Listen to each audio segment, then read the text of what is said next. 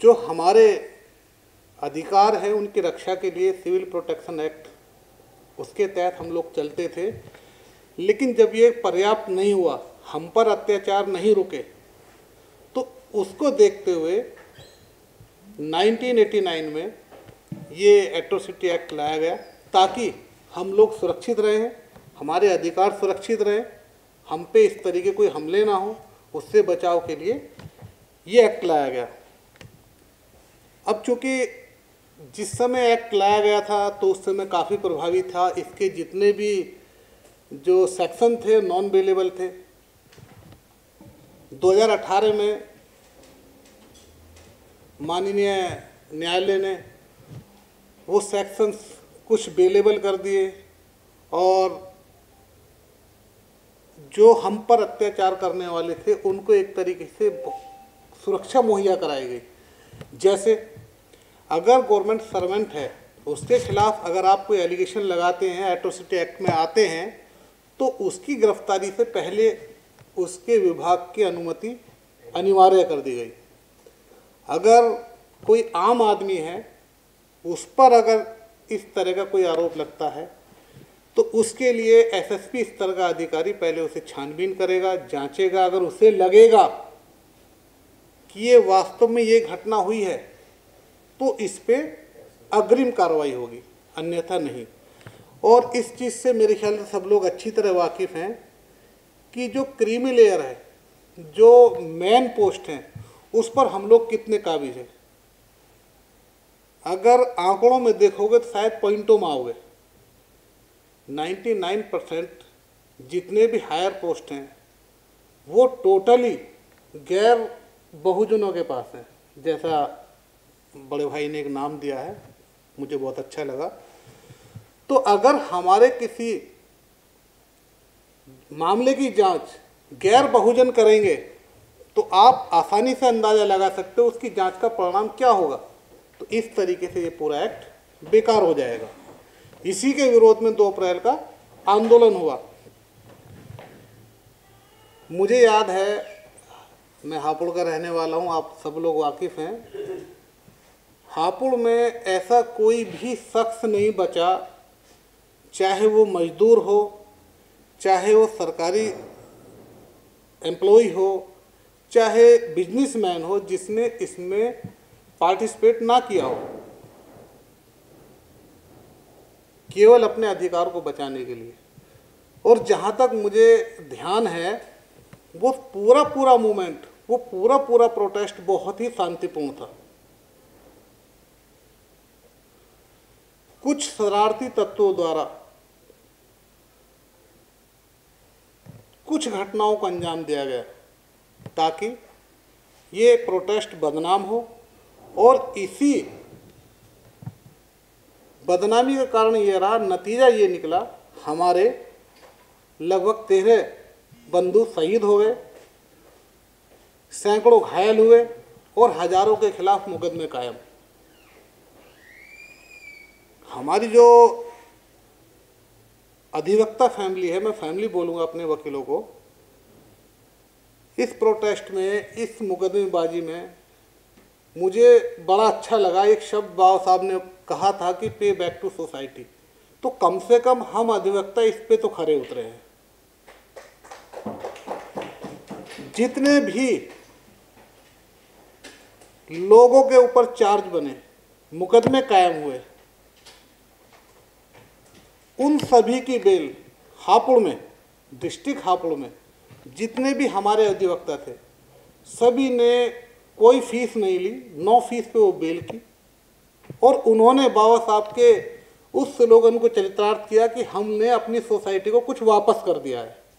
हालांकि हमसे अपेक्षाएं बहुत हैं, हमें ज़्यादा देना है और आगे देना भी पड़ेगा, लेकिन कहीं ना कहीं हमने एक स्टेप उसमें आगे बढ़ा दिया है।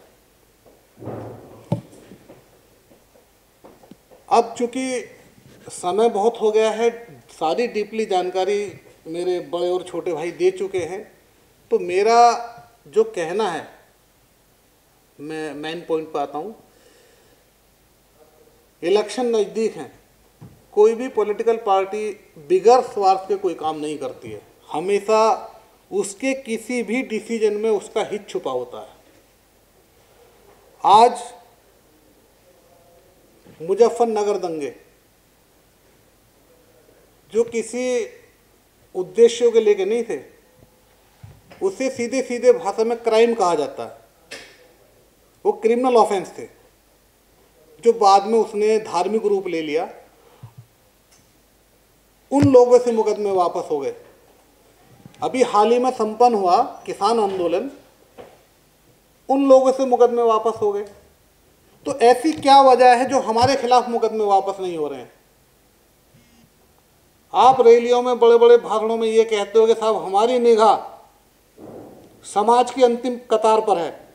तो हम तो अंतिम कतार के अंतिम व्यक्ति हैं, हम पे क्यों निगाह नहीं है आपकी?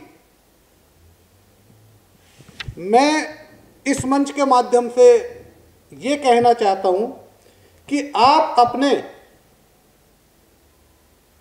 वाक्यों को साबित करें कि सबका साथ सबका विकास, आपकी नीति समान हो। आप किसी जाति विशेष को, वर्ग विशेष को देख के नीतियों का निर्धारण ना करें। आपने एक चीज मान रखी है कि ये लोग हमारे साथ नहीं है। क्या हमारा किससे पट्टा हो रखा है? अनुबंध है हमारा कि हम फला आदमी के पीछे हमेशा चलते रहेंगे? लेकिन आप अपने डिसीजन से हमारे अंदर विश्वास तो पैदा करें। आप ये हमें एहसास तो दिलाएं कि आप भी हमारे लिए हो। तो मैं इस मंच के माध्यम से जो भी जिम्मेदार पर्सन है, सेंट्रल गवर्नमेंट हो, स्टेट गवर्नमेंट हो, जिस तरीके से आपने मुजफ्फरनगर और किसान आंदोलन से मुकदमे वापस लिए हैं, मैं चाहता हूं आप 2 अप्रैल के मुकदमे वापस लें और हमारे समाज को एहसास दिलाएं हम आपके साथ हैं। जितने भी यहाँ लोग आए हैं सब ने अपने विचार प्रकट किए हैं। मेरे बड़े भाई आर वाघ साहब, गौतम जी, डीपली जानकारी वो आपको दे चुके हैं। इससे ज़्यादा कुछ कहने के लिए बचा नहीं है। भाई इस मंच के माध्यम से मेरी अपील है कि ये मुकदमे भी वापस लिए जाएं और हम लोग जो यहाँ बैठे हैं जिस मकसद से आए हैं ये मकसद सफल हो। क्योंकि हम लोगों की जो आर्थिक संपन्नता है उसके बारे में बहुत ज़्यादा कहना सही भी नहीं है, क्योंकि सब लोग जानते हैं हम कितने आर्थिक संपन्न हैं। मेरे पास अगर कोई तारीख लगती है, वो लोग आते हैं, हालांकि विदाउट फीस चल रहा है। मैं कह रहा हूँ हापुड़ में सभी लोग विदाउट फीस कर रहे हैं। उनमें कई लोग ऐसे होते हैं जिनकी जो उन्हें शाम तक बैठना पड़ता है, डेट लग जाती है, नेक्स्ट डेट मिल जाती है। लेकिन दिक्कत ये है उनमें 1-2 लोग कभी कभी बोल जाते हैं कि वकील साहब शाम को बड़ी दिक्कत हो जाएगी। मैंने वजह कहने साहब मुझे पूरे दिन काम करना था, टाइम तो मेरा ही ख़त्म हो गया।